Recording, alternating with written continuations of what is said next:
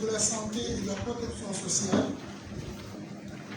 Excellences, Monsieur le représentant du secrétaire général du gouvernement, Excellences, Monsieur l'ambassadeur de France auprès de l'Union des Comores, co-président, Mesdames, Messieurs les membres titulaires du COPIL, BAMG et ODS, Mesdames, Messieurs les membres observateurs du COPIL, BAMG et ODS, Secrétariat du COPIL, honorable assistance, Mesdames et Messieurs, Assalamu alaikum wa rahmatullahi wa barakatuh. Le ministère de la Santé et de la Protection sociale vous remercie à toutes et à tous pour avoir répondu par votre présence à notre invitation. Ce comité de pilotage a une importance particulière étant conjoint à nos deux principaux projets financés par l'AFD, à savoir le projet l'assurance maladie généralisée et l'amélioration de l'offre de soins. Ce COPIL vise à assurer un suivi harmonisé des avancées programmatiques financières et opérationnelles de ces deux interventions structurantes pour le système de santé commun. L'ordre du jour vous est proposé dans les chemises devant vous. Honorable assistance, Mesdames et Messieurs, avec votre permission, nous allons suivre les allocutions d'ouverture par les deux co-présidents. Excellence, Monsieur l'ambassadeur de France, qui sera suivi par le ministre de la Santé.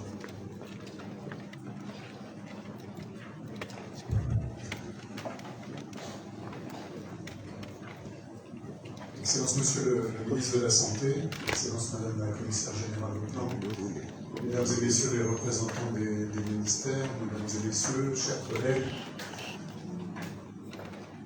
nous sommes un certain nombre autour de la table à avoir fait le voyage à Boélie le week-end dernier pour le lancement par le chef de l'État de l'assurance médicale généralisée. Au-delà du fait que ce fut une belle cérémonie, je crois surtout que ça marque le lancement d'une réforme stratégique, essentielle, fondamentale, structurante. Et donc quand il y a des problèmes, il faut savoir le dire, mais je crois aussi que quand il y a des réussites, il faut aussi le dire. Et là c'est le cas. Je pense qu'il faut savoir marquer le coup des réussites. Et donc ce que je propose avant qu'on entre dans le vif du sujet de ce comité de pilotage, c'est que nous nous adressions collectivement des applaudissements pour cette belle réussite.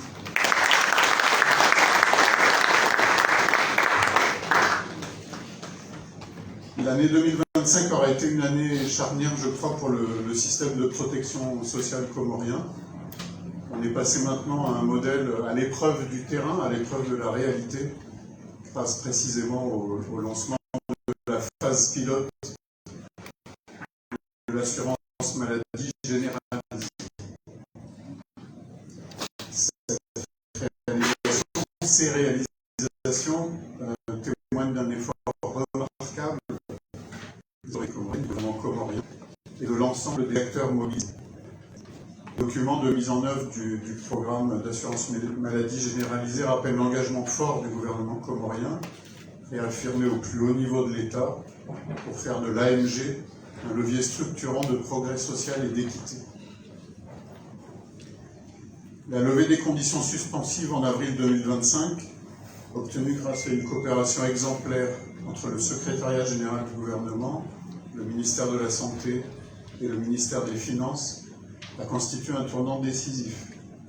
Elle a permis de relancer et de faire aboutir un projet devenu prioritaire pour le pays et d'inscrire durablement la couverture sanitaire universelle dans la stratégie nationale de développement.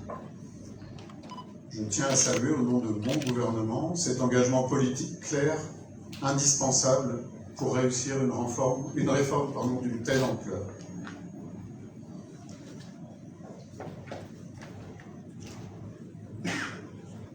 L'année 2025 et les premiers mois du déploiement opérationnel ont montré que le pays est désormais entré dans une dynamique de transformation profonde de son système de santé. Je ne vais pas citer les avancées majeures sur le plan technique, peut-être le ferez-vous, Monsieur le Ministre. Et je crois qu'on peut passer au plan de travail et budget annuel 2026 que nous examinons aujourd'hui, qui nous paraît ambitieux, réaliste et cohérent avec les défis identifiés lors de la phase pilote.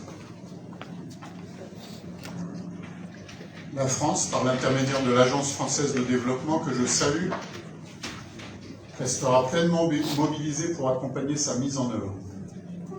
Je voudrais m'attarder un instant sur les défis que nous devons collectivement continuer à relever. D'abord, la synergie entre l'offre et la demande de soins, afin de garantir que l'accès financier aux services s'accompagne d'une qualité réelle et perceptible. Le renforcement du management, de l'UTGAM, afin d'assurer un pilotage efficace du système dans l'ensemble des îles.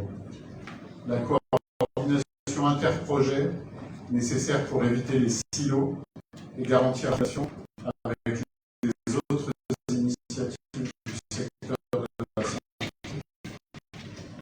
Et enfin, la projection financière à terme, c'est ce qui me paraît le plus important, indispensable pour anticiper son nationale de l'AFD et sa soutenabilité sur le long terme. Soyez assurés, Monsieur le Ministre, que nous resterons pleinement engagés pour soutenir les autorités comoriennes dans l'ensemble de ces chantiers.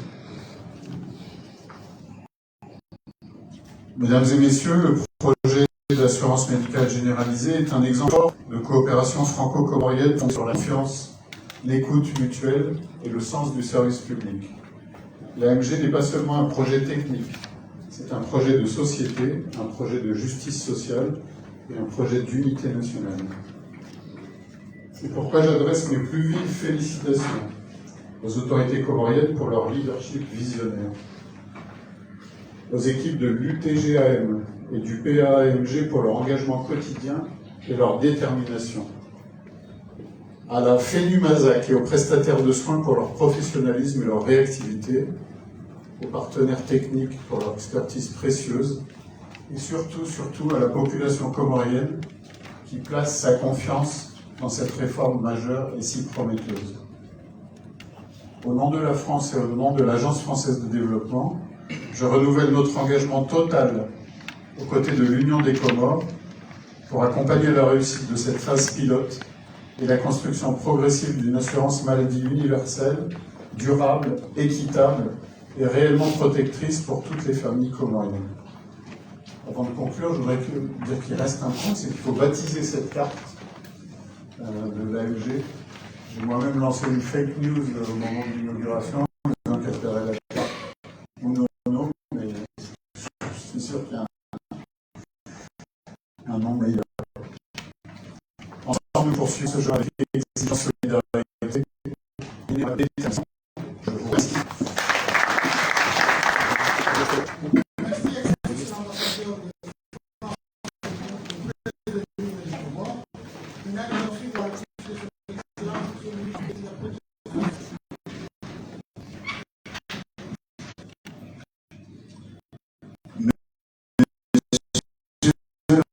Représentant du secrétariat général du gouvernement,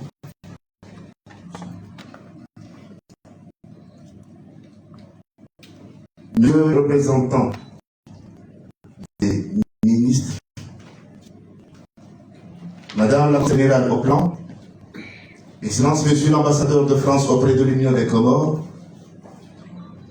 Monsieur le directeur de l'Agence française de développement, Mesdames et Messieurs les représentants des gouvernements, Mesdames et Messieurs les partenaires techniques et financiers, distingués membres du comité de pilotage, Mesdames et Messieurs, honorables invités en vos rangs, qualité, tout protocole observé, Assalamu alaikum wa rahmatullahi ta'ala wa barakatuh. C'est avec un sens élevé de responsabilité que je prends la parole à l'occasion de ce comité de pilotage conjoint consacré au projet d'amélioration de la qualité de l'offre de soins ODS et au projet d'appui à l'assurance maladie généralisée PAMG. Ces deux projets ne sont pas de simples programmes sectoriels.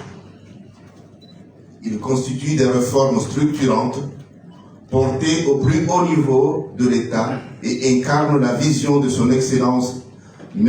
Azali Assoumani, président de l'Union des Comores, pour un système de santé plus juste, plus performant et plus protecteur. Mesdames et messieurs, le choix opéré par son Excellence, M. Azali Assoumani, président du Comore et son gouvernement que je représente, c'est d'améliorer durablement la qualité et la sécurité des soins afin que chaque citoyen puisse être soigné avec dignité, compétence et confiance. Et le projet ODS répond à cet impératif. Il modernise nos hôpitaux, renforce les compétences des professionnels de santé, améliore l'organisation des services et crée des conditions de prise en charge sûres et efficaces. C'est de mettre fin à l'exclusion financière liée à la maladie en construisant progressivement une assurance maladie généralisée fondée sur la solidarité nationale. Et le projet PAMG répond à cet impératif. Il protège les ménages contre les paiements directs excessifs, sécurise l'accès aux soins et renforce la cohésion sociale. Il est à souligner que ces deux projets sont indissociables. Des soins de qualité sans protection financière sont inaccessibles. Une couverture financière sans qualité de soins est insoutenable et inefficace.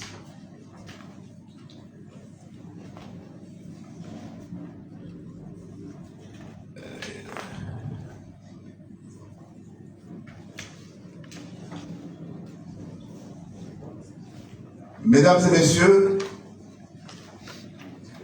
les résultats déjà enregistrés sont encourageants. Avec le projet ODS, des équipements essentiels sont livrés dans les hôpitaux cibles. Les outils normatifs sont en cours de finalisation. De nouvelles filières de formation sont ouvertes et les capacités humaines se renforcent. Et avec le projet AMG, la phase pilote de l'assurance maladie généralisée, officiellement lancée à Moélie le 14 décembre 2025, des milliers de familles sont aujourd'hui informées, affiliées et bénéficient progressivement de droits ouverts. Les premières cartes d'assurés circulent. Le système devient tangible pour la population. Ces avancées démontrent un impact essentiel. La réforme est possible lorsque la volonté politique est forte et que les partenaires avancent de manière coordonnée. Mesdames et messieurs, pour réussir pleinement ces deux projets phares, trois conditions doivent impérativement être réunies. Premièrement, la cohérence et l'alignement. Tous les acteurs d'institutions publiques, partenaires techniques et financiers, prestataires de soins, collectivités et communautés doivent agir dans une logique commune alignée sur les priorités nationales. Deuxièmement, la rigueur dans la mise en œuvre, les qualités d'investissement, la discipline de gestion, le suivi rigoureux des résultats et la redevabilité sont indispensables pour consolider la confiance. Et troisièmement, l'appropriation nationale et communautaire. La réussite de l'EDS et de l'AMG dépendra de l'adhésion durable des professionnels de santé, des élus locaux et surtout des citoyens qui doivent percevoir concrètement les bénéfices de ces réformes.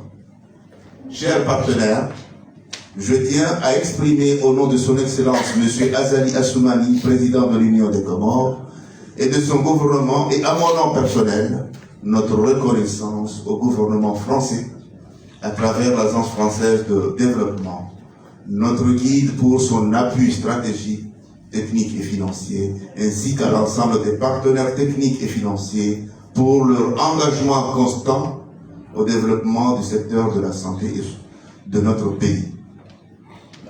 Mesdames et messieurs, les orientations issues de ce comité de pilotage nous engagent collectivement. Elles devront se traduire dans les mois à venir par des résultats mesurables sur la qualité de soins, l'accès financier et la protection sociale des Comoriennes et des Comoriens. En poursuivant ensemble ces réformes, nous contribuons directement à la réussite de ces deux projets phares et structurants de son Excellence M. Azali Assoumani, président de l'Union des Comores, et à la construction d'un système de santé plus équitable, plus performant et plus résilient au service des générations présentes et futures. Mesdames et messieurs, c'est à ces termes que je déclare ouverts les travaux de ce copil conjoint PMG-ODS. Vive la coopération internationale et que Dieu bénisse l'Union des Comores. Je vous remercie de votre aimable attention.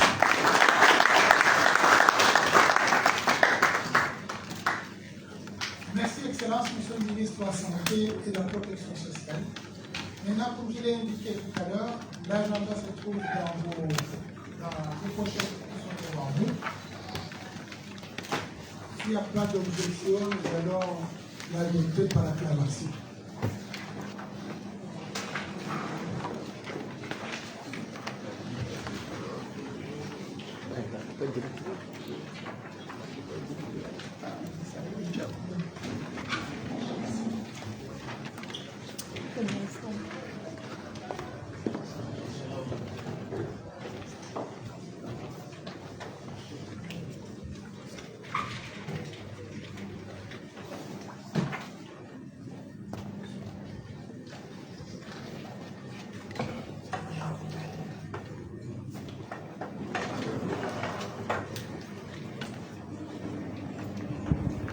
Messieurs, nous allons considérer que l'agenda est adopté.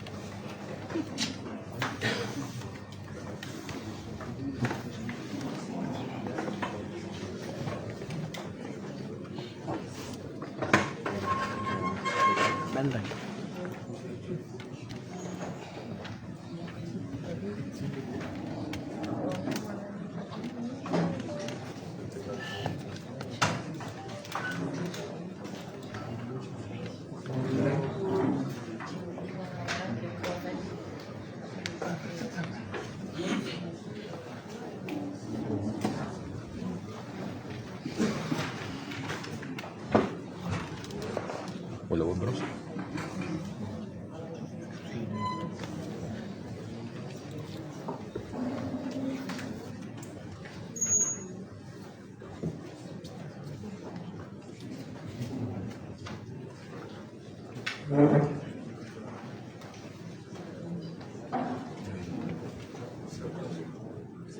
Monsieur le co-président, on attend l'autorisation pour pouvoir poursuivre l'agenda. Oui.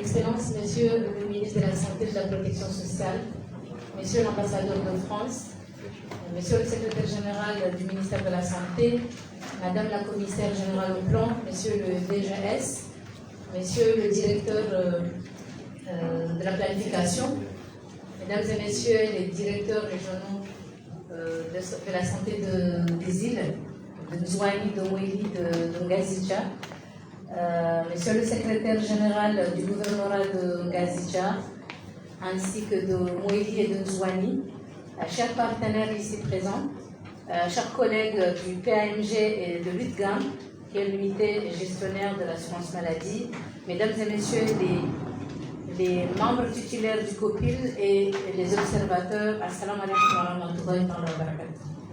C'est avec un immense joie que je me tiens devant vous aujourd'hui au nom de l'équipe du PAMG et de l'UTGAM pour vous présenter l'AMG. Nous allons tout d'abord vous faire une présentation générale comme vous avez vu sur votre agenda. D'abord, le PAMG, c'est un projet qui a été conclu entre le gouvernement comorien signé par le ministre des Finances et l'AFD pour la partie française, qui a été conclu à hauteur de 16 millions, qui est passé de 5 à 8 ans. Donc la convention a été signée début 2020 et aujourd'hui la date limite de versement de fonds est prévue le 30 juin 2027. Alors l'objectif spécifique de ce projet est d'appuyer la définition politique de l'AMG et d'accompagner son déploiement sur le terrain dans la phase pilote.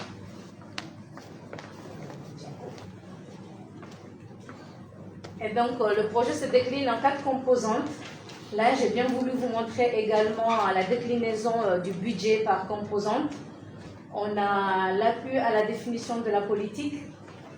On a tout ce qui est renforcement de l'organe gestionnaire et le cofinancement des cotisations pour la phase pilote.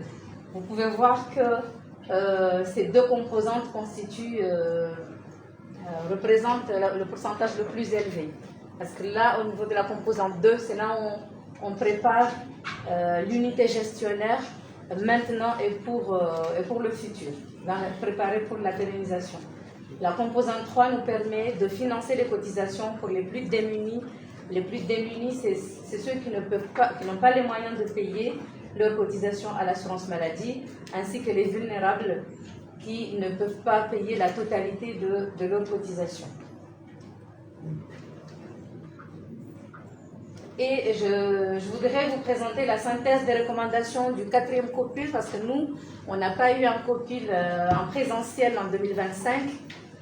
Et là, c'est les recommandations qui ont été définies en mars 2024. On a bien voulu vous les montrer pour vous montrer qu'on ne les a pas laissées de côté, mais on les a suivies pendant toute la période. On avait essentiellement 4 recommandations. Et ces recommandations, la première, elle consistait à mettre en place un haut comité interministériel. Et là, avec la restructuration du secrétariat général du gouvernement, aujourd'hui, on est en train de voir que l'action du gouvernement est coordonnée au niveau du secrétariat général. Il y a une grande appropriation de la politique d'AMG au sein du secrétariat général, portage des dossiers, ça facilite des décisions qui sont prises régulièrement au niveau du Conseil des ministres.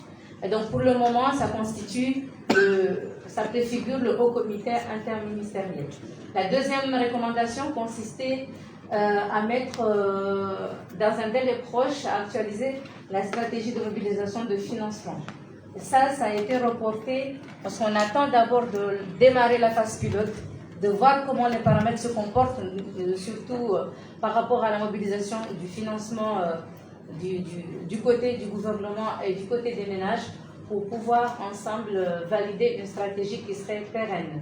En troisième recommandation, c'est la facilitation du décaissement. Cette recommandation a été réalisée à 100% parce qu'aujourd'hui, comme vous l'avez entendu par M. le ministre de la Santé, le gouvernement a décaissé sa part de contribution à l'AMG. La quatrième composante consistait à restituer les recommandations, parce que si aujourd'hui, ces recommandations, il y a des recommandations qui sont atteintes, c'est parce que régulièrement, aux côtés du ministère de la Santé, on fait des restitutions, on rappelle aux personnes qui sont concernées, aux responsables des recommandations, de les mettre en œuvre. J'ai voulu vous montrer une petite historique des défis que nous avons réussi à surmonter ensemble, parce qu'on est tous concernés à tous les niveaux, politiques, les décideurs. J'ai parlé du secrétariat général du gouvernement. Alors les défis, d'abord il y a trois grands défis que nous avons pu soulever, parce que j'ai dit tantôt que le PAMG a été signé en 2020. Alors, on a été confronté à une résistance au changement par rapport à l'organe de gouvernance. Depuis 2022 jusqu'à 2024, donc on a 2022 jusqu'en 2024, c'est là où on a réussi à stabiliser un organe gestionnaire capable de porter la phase pilote aujourd'hui. L'appropriation progressive, parce que le PAMG, aux côtés du ministère de la Santé, s'est déployé pour la montée en capacité des décideurs, pour une appropriation effective du projet pour la prise de décision. C'est pourquoi aujourd'hui, on a des arrêtés qui ont été signés parce qu'on sait qu'on évolue dans un système qui n'est pas régulé. Et donc, il fallait poser quelques jalons dans le cadre de la réglementation. Notamment, vous allez voir avec l'UDGAM, qui a eu beaucoup d'arrêtés qui ont été signés pour nous permettre de nous déployer sur le terrain, dans le système de santé. Et donc, de juillet 2024 jusqu'en 2025, c'est là, tout ce processus, c'est le processus d'appropriation. Un dialogue constructif qui a été mené auprès des décideurs, tous les parties prenantes, pour pouvoir arriver là où on est aujourd'hui. Le processus de conventionnement avec les prestataires. On évolue dans un système de santé qui n'est pas régulé. Il n'y a pas de tarifs qui sont harmonisés. Ça a été, depuis 2023, décembre 2023, ça a été un dialogue qui a été au quotidien auprès des prestataires, les responsables sanitaires au niveau des régions, les directeurs hospitaliers, les médecins-chefs des districts pour négocier les tarifs. Et depuis 2023, c'est jusqu'en 2025 que le processus a été bouclé. Et donc, c'est un parcours assez complexe, mais aujourd'hui, on peut être fier qu'on a réussi à lever ces obstacles et qu'aujourd'hui, on parle du lancement de la phase pilote 14 dernier. Alors, il y a des éléments que je voudrais mettre en avant, d'attention, notamment la nécessité. Là, aujourd'hui, on démarre la phase pilote, mais en fait, on parle d'un délai minimum de 30 mois pour pouvoir expérimenter la phase pilote. La phase pilote nous permettra d'expérimenter, d'analyser les paramètres techniques, mais aussi les mécanismes réglementaires, mais aussi de définir une stratégie de financement qui serait adaptée à notre modèle et à notre pays, au contexte local. Mais aussi par rapport au financement mobilisé, j'avais montré qu'au niveau de la composante 3 du projet, il y a 6 millions d'euros, 6 millions d'euros qui sont mobilisés pour le paiement des cotisations des ménages démunis et vulnérables. Et là, comme on démarre aujourd'hui, jusqu'en juin 2027, on ne réussira pas à décaisser les 6 millions, on sera à 1 422 000. Donc, c'est des points d'attention.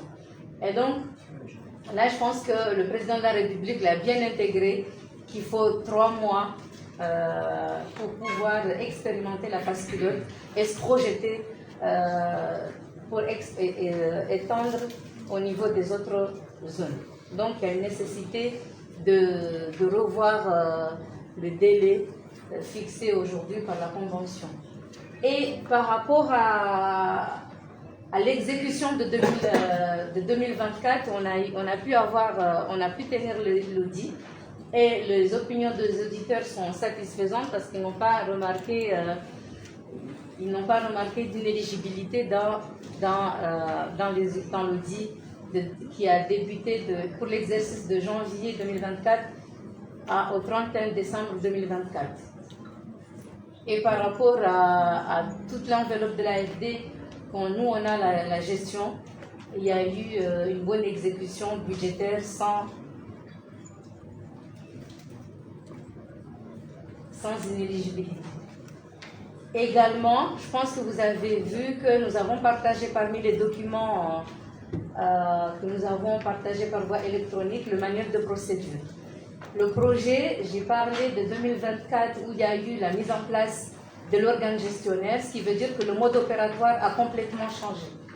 Également, les auditeurs ont souligné quelques éléments à améliorer, notamment concernant les procédures de passation de marché.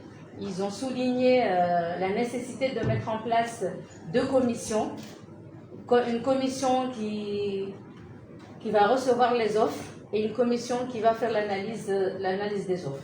Quelque chose que nous avons intégré depuis l'audit 2024 et on a rapporté ça sur le manuel de procédure. Également, par rapport à l'avenant 1 de la convention de financement, c'est là où le mode opératoire a été validé. Le manuel de procédure a dû s'ajuster pour suivre cette nouvelle fonction que la cellule a accueillie, notamment la coordination de l'unité technique de gestion de l'assurance maladie. Pour ça, toutes les procédures de décaissement de la composante 3 n'étaient pas décrites dans l'ancienne manuel de procédure. Donc on a dû revoir pour décrire ces procédures-là pour être aux normes avec le lancement de la phase pilote. Et par rapport à l'exécution de 2025, comme je l'ai expliqué, on a 4 composantes. La première composante, appui à la politique, elle se décline en 3 sous-composantes. Je vais dire les activités plus essentielles. Par rapport à la sous-composante A, c'est là où on mobilise l'expertise technique, parce qu'on a un contrat d'assistance technique avec AEDES SUSTPH. Vous pouvez voir, on est là avec nos collègues Didier et Olivier, qui nous accompagnent depuis le début, depuis 2022 jusqu'à aujourd'hui. Ça nous permet d'avoir un assistant technique aux côtés du ministère de la Santé, aux côtés du projet. Là, il a été mobilisé pour accompagner activement la préparation du lancement de la phase pilote. Les activités qui ont été prévues n'ont pas été réalisées, puisque c'est des activités qui ont été décalées au démarrage de la phase pilote. Par rapport à la sous-composante 2, ça nous a permis d'affiner les résultats de l'enquête de préaffiliation pour la catégorisation des familles et des ménages dans les zones pilotes. Et par rapport à la sous-composante 2 également, c'est là où on a mobilisé une enveloppe budgétaire pour réunir le comité central d'affiliation. C'est cette commission-là qui analyse les données issues qui a analysé les données issues de l'enquête d'affiliation et qui a permis de catégoriser. Aussi, par rapport à la sous-composante 2, on a pu réunir le groupe thématique communication, parce que vous savez, pour déployer une telle politique, il faut adapter à chaque fois la stratégie de communication avec les cibles. Par rapport à la sous-composante 3, qui est la dernière, cette ligne nous a permis d'accompagner les ménages à leur cotisation. Parce qu'on a fini l'enquête de préaffiliation, mais cette partie-là nous a permis de sensibiliser, de faire des porte-à-porte avec les agents de santé communautaire pour pouvoir mobiliser les ménages à la cotisation. Et par rapport à la composante 2, c'est le renforcement de l'unité technique de gestion de l'assurance maladie. Là-bas, on a un expert qui est aux côtés de l'UDGAM au quotidien, Olivier. Il y a beaucoup d'activités court terme. Ce que vous voyez là non réalisées, c'est des activités court terme qui ont été planifiées et qui n'ont pas pu être réalisées parce qu'on a priorisé d'autres activités. Par rapport à la sous-composante 2, parce que la composante 2 est constituée en 6 sous-composantes, c'est là où ça nous permet de payer les salaires de l'équipe technique de gestion de l'assurance maladie. Et ça nous a permis également de former les prestataires sur l'utilisation de notre système d'information. Toujours dans la composante 2, ça nous a permis d'imprimer les premières cartes parce qu'il y a des marchés qui ont été inscrits dans le PTBA et dans le PPM 2025, mais on était en retard par rapport à l'impression des cartes. L'AFD nous a accordé d'imprimer une partie des cartes en attendant la livraison des équipements. Par rapport à la sous-composante 3, là il y a beaucoup de contrats qui ont été planifiés dans le cadre du PPM, notamment avec les banques et les opérateurs mobiles, mais le processus était long, abouti aujourd'hui, mais on n'a pas pu signer les contrats parce qu'il y avait beaucoup d'activités de préparation en amont. Déjà, le processus d'ouverture de compte, ça avait pris beaucoup de temps. Et aujourd'hui, on a pu boucler les échanges par rapport à l'interopérabilité de leur système et notre système pour avoir au quotidien les cotisations des ménages. Par rapport à la composante 4, je veux parler des travaux de construction qui ont été lancés en Gazidja. Ça, c'est l'activité phare de cette sous-composante. Et par rapport à la sous-composante 5, voilà, il est prévu, c'est vrai qu'aujourd'hui, La CNSPS ne gère pas l'assurance maladie, mais comme nous, on a construit des bâtiments, on va les équiper en mobilier. Par rapport à la dernière sous-composante, il y a des lignes qui nous permettent d'héberger, de continuer à travailler en distanciel avec les experts, d'héberger notre SIG en distanciel. On a eu l'autorisation du ministère de la Santé pour pouvoir héberger temporairement en attendant l'opérationnalisation du data center de Comorcable. Quelque chose qui est en cours et là on est en échange en permanence. On vient de partager avec eux un cahier des charges qui décrit nos besoins pour voir si aujourd'hui ils sont en mesure de pouvoir accueillir notre système d'information et de gestion. Par rapport à la composante 3, c'est là où ça nous permet de payer les cotisations. Voilà ce qui a été prévu, ce qu'on a décaissé. Et l'unité gestionnaire de l'assurance maladie nous soumet des requêtes selon le manuel de procédure, des requêtes qui décrivent la liste des ménages et de montants qu'ils doivent cotiser pour que nous, on cotise à leur place. Il y a également le contrat avec FENAMUSAC qui a assuré la fonction d'achat de soins. Par rapport toujours à la composante 4, c'est là où il y a la gestion de projet, les salaires, le fonctionnement, tout ce qui est supervision conjointe avec le ministère de la Santé. Et dans cette composante, on mobilise également une approche qui s'appelle suivi évaluation évolutive. Ça nous sert de boussole, ça permet de garder en vue les grandes stratégies, les grands défis à relever pour nous permettre d'aller de l'avant et de nous accompagner dans la mise en œuvre des recommandations. Et ça nous permet également d'organiser les audits. En somme, nous avons eu 61 activités planifiées. Nous avons pu réaliser à 100% 49 activités, ce qui nous amène à un taux de réalisation de 80% pour un taux de décaissement de 63%. C'est juste pour rappeler que c'est la première fois qu'on atteint ce chiffre et là ça montre que on a démarré la phase pilote parce que les activités se sont accentuées les 6 derniers mois, raison pour laquelle on a atteint ce chiffre de 63%.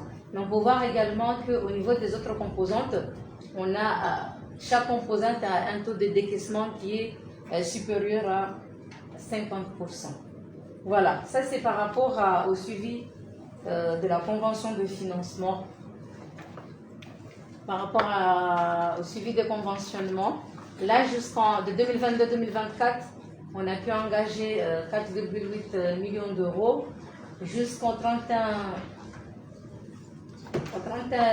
octobre 2025. Là, on a engagé également 4,44 millions d'euros. Et aujourd'hui, on a un solde par rapport à la convention de 6 millions d'euros. Et donc, on a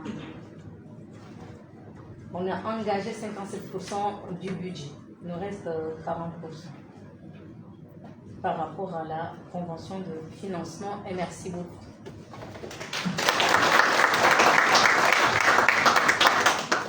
Je pense que par rapport à cette partie, nous, on a 2 séquences. D'abord, l'exécution du PAMG et par la suite, on a une présentation de l'AMG pour voir un petit peu les résultats qui ont été enregistrés concrets par rapport à la mise en œuvre de ces activités. J'appelle le gestionnaire de l'assurance maladie.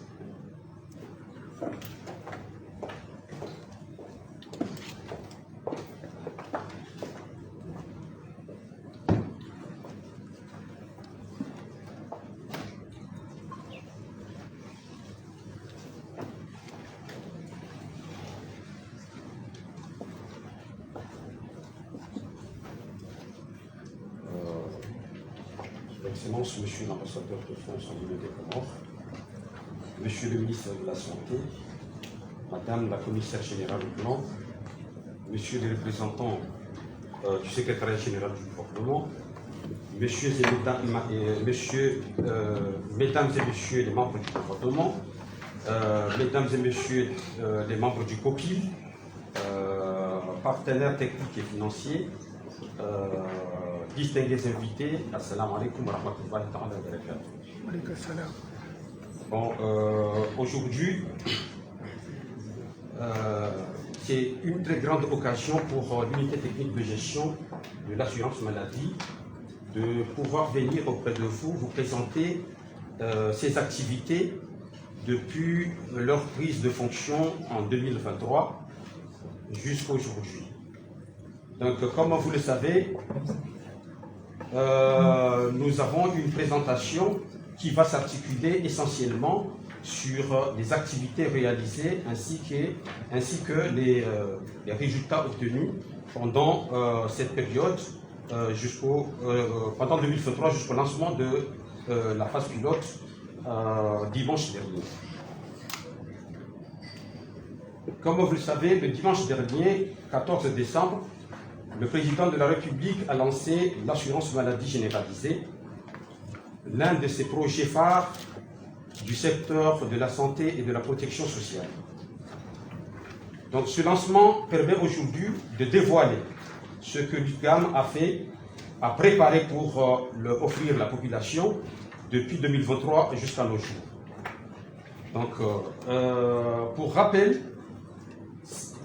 l'UQAM, les premiers cadres de l'UQAM ont été recrutés en février 2023 et ils étaient logés à la Caisse nationale de prévoyance sociale, organisme qui a été censé gérer l'assurance maladie.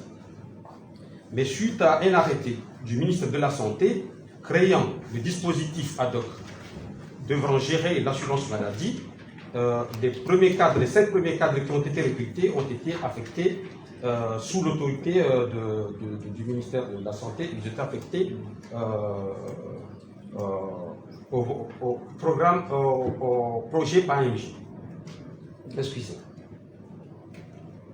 Cette équipe de 5 cadres, renforcée en juin dernier par recrutement et affectation des fonctionnaires pour avoir un effectif de 23 cadres répartis dans le dispositif qui suit. Donc là, nous allons vous présenter l'organisation de l'unité technique de gestion qui est organisée à 2 niveaux. Un niveau central où on trouve les responsables de chaque fonction clé de l'assurance maladie, telle que la fonction de conventionnement et gestion des risques, la fonction de l'affiliation et de gestion des cotisations, la fonction du SIC, du système d'information, mais aussi la fonction de communication. Donc, comme vous le voyez, l'unité technique de gestion a des entités insulaires. En Gazidja, chaque fonction, en Gazidja, comme en juin et Mouali, chaque fonction est représentée par un agent. Donc, l'UTGAM aussi travaille avec des partenaires techniques. En l'occurrence, nous pouvons citer la FENAMISAC, organisme auquel l'achat des soins est confié. On peut citer aussi les partenaires financiers, tels que les banques, les institutions microfinance, mais aussi les monomobiles pour la collecte des cotisations des ménages. Nous avons comme partenaires aussi les acteurs locaux, tels que les mairies qui nous aident dans l'affiliation et la sensibilisation communautaire, mais aussi les structures de soins qui sont chargées à prendre en charge nos affiliés malades. Donc également, l'unité technique de gestion travaille avec des organes de pilotage politique et technique. Pilotage politique parce que nous travaillons avec le pôle social du secrétaire général du gouvernement pour les stratégies. Nous travaillons avec un comité technique multisectoriel qui est censé valider tout ce qui est aspect technique de l'assurance maladie. Nous avons aussi des comités centrales d'affiliation, un comité central d'affiliation qui est censé valider les catégories des familles ainsi que les niveaux de cotisations attribués à ces familles. Bon, également, nous aurons travaillé avec des comités de suivi des conventions. Ces comités sont actuellement en cours de mise en place.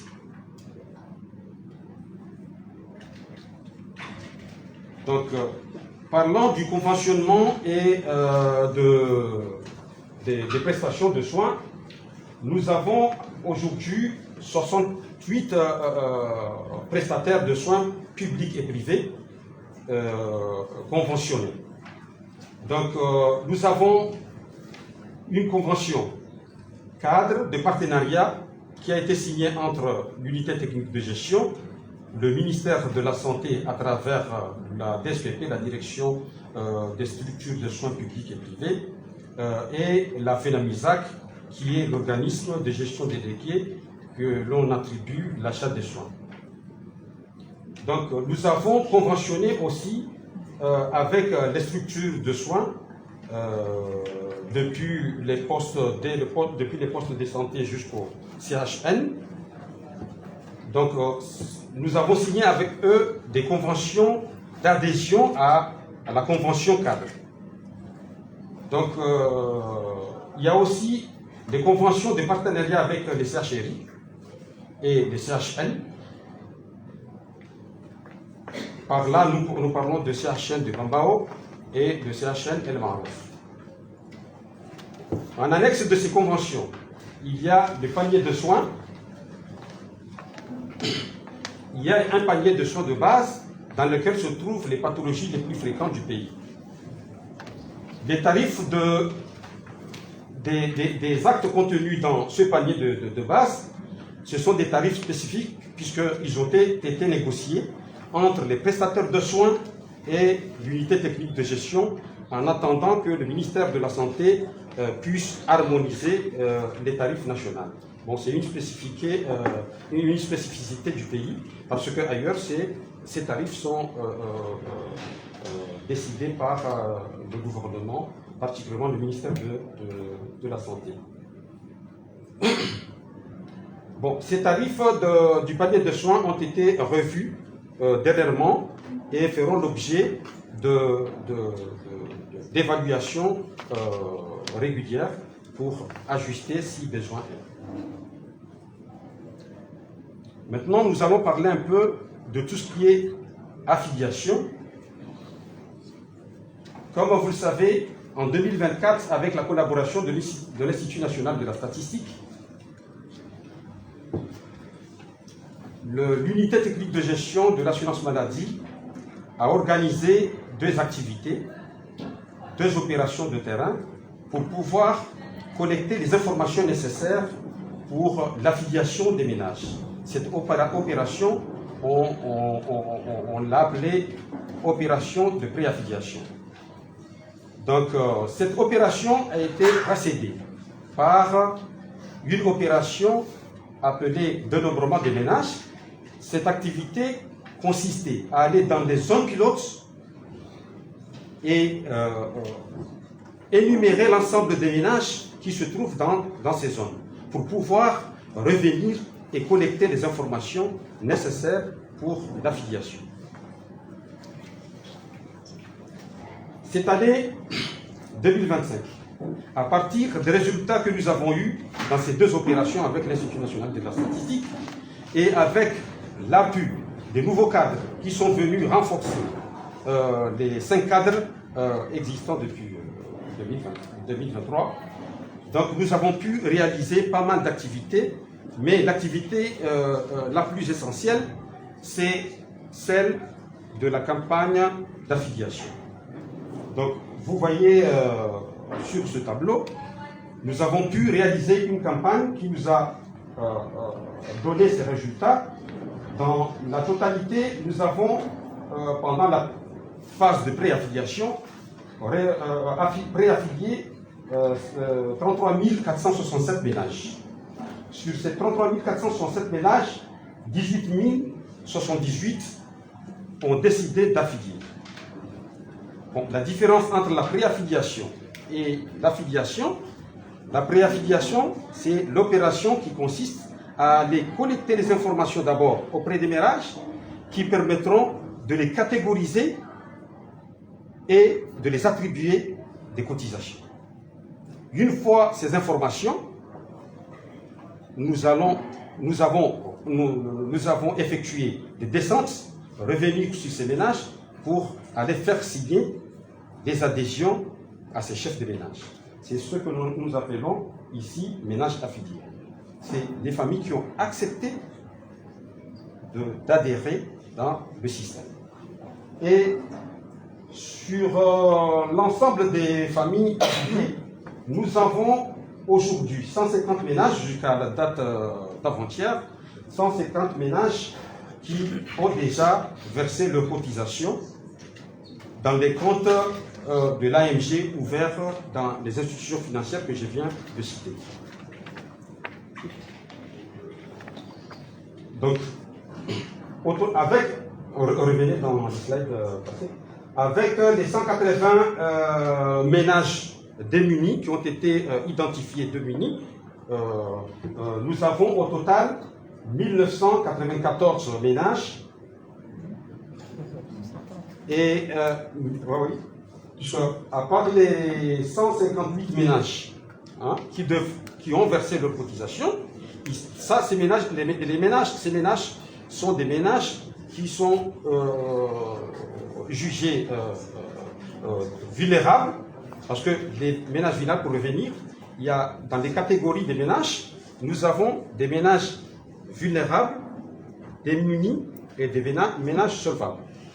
Pour les ménages démunis, c'est l'État, à travers le projet, qui verse la totalité de leur cotisation. Maintenant, les ménages vulnérables, ils paieront une partie de leur cotisation et l'État viendra compléter la cotisation.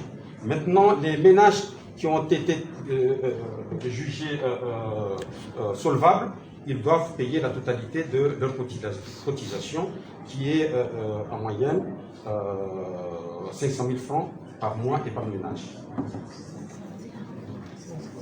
Donc comme vous voyez sur ce tableau, nous avons 4 graphiques. Le premier, il illustre un peu les adhésions par île. Comme nous le voyons ici, l'île d'Anjouan compte le moins de ménages adhérés. Parlant de ménages adhérés, ce sont des ménages qui ont déjà versé leur cotisation dans les comptes AMG. C'est ça ce que nous appelons ménages adhérés. C'est différent, ils sont différents des ménages affiliés. Puisque un ménage affilié, cela ne veut pas dire qu'il a déjà son adhésion, puisqu'il devrait d'abord cotiser avant qu'il soit considéré comme adhéré. Donc nous voyons ici qu'en juin, c'est là où nous avons affilié plus de ménages et que la part des ménages qui ont cotisé ne représente que 6,5%. Contrairement à Gazija, qui compte 76% des ménages qui ont versé leur cotisation, et à Moéli, 12%. Le deuxième graphique illustre un peu le suivi des cotisations par tranche, par catégorie de ménages. Nous voyons ici que dans les catégories AMS, les catégories AMS, ce sont les ménages qui sont classés dans la catégorie des familles qui bénéficient de l'assistance sociale et la gratuité des soins en régime. Donc, ces catégories, il y a la catégorie 5, la catégorie 3 plutôt, excusez-moi puisque je ne vois pas très bien les graphiques, et ici. Donc, dans la catégorie qui paye 50% de leur cotisation, il y a normalement, il y a plus nous nous avons remarqué qu'il y a plus de cotisants que d'affiliés. En fait, les affiliés en pourcentage sont beaucoup plus moindres que dans la catégorie des cotisants. C'est-à-dire les effectifs qui ont affilié ont contribué beaucoup plus que les effectifs affiliés, les effectifs attendus pour l'affiliation. Je ne sais pas si j'arrive à m'expliquer très bien sur ce sujet. Donc, le graphique qui est à notre gauche en bas montre un peu le dynamique des cotisations. Si nous regardons très bien ce graphique, nous avons lancé l'appel à cotisation le 15 octobre dernier. Donc, et la tendance des cotisations, si nous regardons très bien, il est vraiment modeste, jusqu'à arriver le 8, et il y a directement une pic depuis le 8 décembre. Si nous mettons en relation avec nos activités, ce 8 représente le jour de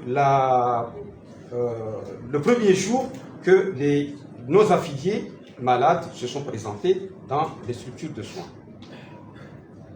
Donc, à partir du 8 décembre dernier, nous remarquons que les adhésions des ménages continuent à verser leurs cotisations davantage qu'aux 2 mois derniers.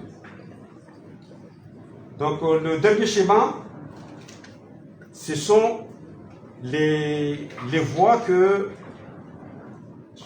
les structures que nos affiliés utilisent pour verser leurs cotisations. Comme je viens de le dire, nous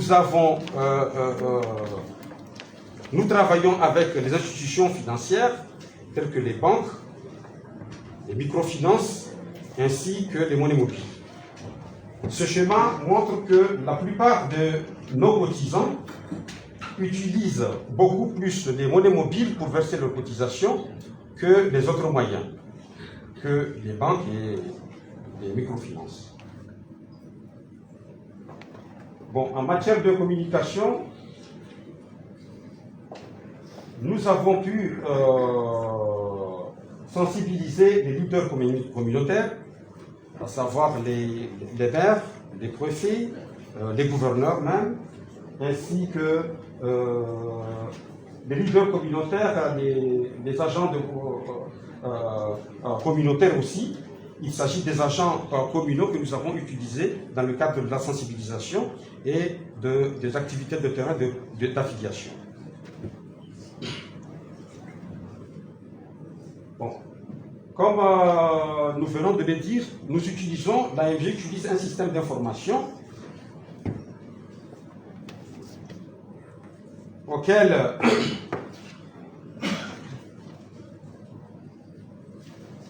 l'AMG utilise un système d'information qui est robuste. Donc, ce système nous permet aujourd'hui de mettre en relation tous les acteurs clés du système de l'assurance maladie, tels que les structures de soins, les pharmacies, les centres médicaux et les laboratoires, ainsi que les gestionnaires que l'on a délégués l'achat des soins et l'administration de l'assurance maladie. Ce système arrive à mettre en relation ces organes-là et pouvoir aussi suivre le processus du patient.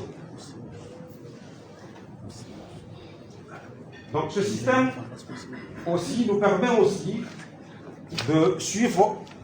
Oui. Ce système aussi nous permet de suivre et évaluer la qualité de notre modèle d'AMG.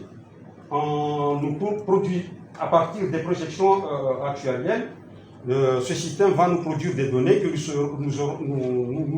nous les utiliserons pour produire des indicateurs de suivi et d'évaluation qui nous permettront au final d'ajuster notre panier de soins, par exemple, et aussi les niveaux des cotisations, etc. Donc, pour tout ce qui est mobilisation de financement en 2025, la quasi-totalité des mobilisations ont été effectuées au niveau du projet PAMG et du gouvernement, puisque le PAMG nous a versé des cotisations sociales, des cotisations de prise en charge des démunis et des tickets modérateurs des démunis, ainsi des cotisations des familles vulnérables. Ils nous ont versé également les montants les financements qui ont permis de réaliser nos activités, ainsi que les montants de la composante 3 que nous avons versés auprès du compte FENAMUSAC, organisme qui est censé gérer l'achat des soins. Donc, on comprend bien.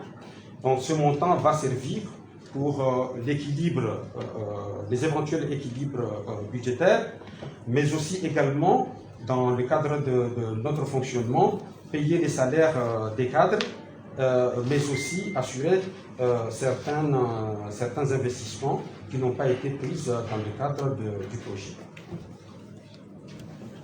Donc, pendant nos activités, nous avons identifié certains défis qui nous attendent devant. Parmi ces défis, c'est le renforcement des capacités du personnel. Il y a l'augmentation aussi du personnel en fonction des besoins et le respect de la soutenabilité de l'AMG. Nous avons identifié aussi la mise en place et la régularité des réunions des différents comités de suivi, puisque généralement nous allons mettre en place des comités de suivi des conventions qui devront travailler quotidiennement et voir aussi comment les relations avec nos prestataires évoluent. Donc il y a aussi la sensibilisation et l'engagement des autorités publiques. Nous avons aussi identifié la sécurité et l'engagement de l'État pour le cofinancement des cotisations des ménages défavorisés, la mise en place des mécanismes efficaces de gestion des risques et le suivi et l'ajustement des paramètres de l'assurance, tels que le panier de soins, comme les objectifs, les cotisations, etc., pour asseoir progressivement la soutenabilité de l'assurance. Bon, comme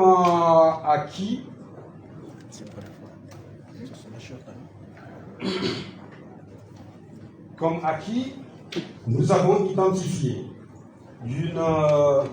nous avons remarqué qu'il y a l'équipe actuelle de l'assurance de l'UTGAM a acquis une compétence en matière d'assurance maladie à travers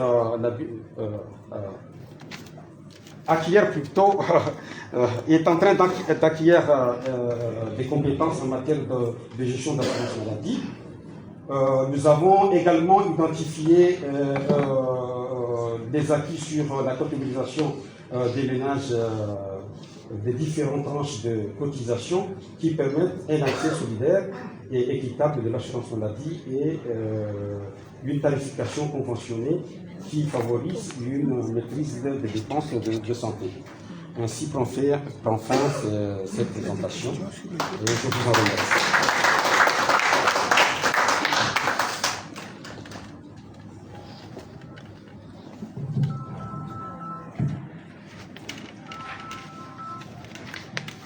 Merci à mon collègue. Avant de repasser la parole à la présidence, c'est juste pour rappeler certains éléments importants, parce que je pense que mon collègue a mis en avant l'organisation de l'UTGAM avec son organigramme qui est aujourd'hui, l'équipe est passée de 5 personnes à 23 personnes effectives. Donc, et dans les 23 personnes, il y a 7 fonctionnaires affectés, mis à disposition par le ministère de la Santé. Je pense que c'est quelque chose de positif. Et ça nous permet de notre côté de contribuer un petit peu à leur rémunération pour qu'il n'y ait pas trop d'inégalité entre les deux salariés. Je pense que mon collègue a mis en avant aussi un effet lancement. J'espère que ça va suivre parce qu'on a vu qu'il y a une progression à la fois des affiliations et des cotisations. Aussi, comme vous l'avez vu, que notre modèle est constitué de 5 fonctions essentielles. Le conventionnement, on a réussi à négocier des tarifs avec les prestataires de soins. Aujourd'hui, on a 68 structures prestataires de soins prêtes. C'est un réseau de prestataires mobilisés au niveau national. Il y a des structures publiques et privées, du niveau primaire jusqu'au niveau tertiaire, avec ce qu'on a conclu récemment avec le CHNL Marouf. Alors, on a 2 modes de tarification, je voulais repréciser parce qu'au niveau du niveau primaire, secondaire, on a un mode de tarification forfaitaire et spécifiquement pour El Marouf, on a un mode de tarification à l'acte. Ceci est dû au fait que le CHNL Marouf est en phase de transition vers le CHU. Et donc, il y a beaucoup d'outils qui sont en train de développer, de mettre en place.